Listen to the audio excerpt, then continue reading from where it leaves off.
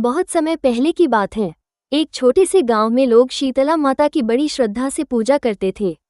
मान्यता थी कि माता शीतला सबको रोगों से बचाती हैं और घर परिवार में सुख शांति देती हैं। गांव में एक गरीब स्त्री रहती थी। वो बहुत श्रद्धालु थी और हर साल शीतला अष्टमी के दिन व्रत रखती थी।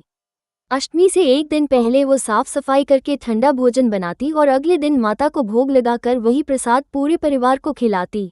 उसी गांव में एक धनी स्त्री भी रहती थी, लेकिन उसे पूजा पाठ में विश्वास नहीं था। जब अष्टमी का दिन आया तो गरीब स्त्री सुबह जल्दी उठकर स्नान कर माता शीतला की पूजा करने चली गई। उसने बासी ठंडा भोजन माता को अर्पित किया और विनम्रता से प्रार्थना की, हे माता, हमारे गांव और परिवार को रोग दुख से बचाना। उस दिन दोपहर में एक वृद्धा गांव में आई। वो भूखी प्यासी थी। गरीब स्त्री ने उसे सम्मान से घर में बैठाया और वही ठंडा भोजन प्रेम से खिलाया। वृद्धा बहुत प्रसन्न हुई और आशीर्वाद देकर चली गई। कुछ समय बाद गांव में चेचक जैसी बीमारी फैलने लगी। बहुत से घरों में लोग बीमार पड़ गए, लेकिन गरीब स्त्री के घर में कोई भी बीमार नहीं हुआ।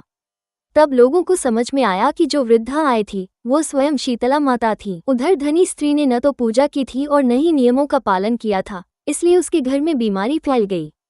उसे अपनी गलती का एहसास हुआ। वो गरीब स्त्री के पास गई और शीतला माता की पूजा करने का सही तरीका पूछा। अगले वर्ष से पूरे गांव के लोग श्रद्धा और नियम से शीतला अष्टमी का व्रत करने लगे। तब से यह मान्यता हो गई कि जो भी इस दिन माता शीतला की पूजा करता है और ठंडा भोजन अर्पित करता है, माता उसे रोगों से बचाकर सुख समृद्धि देती हैं।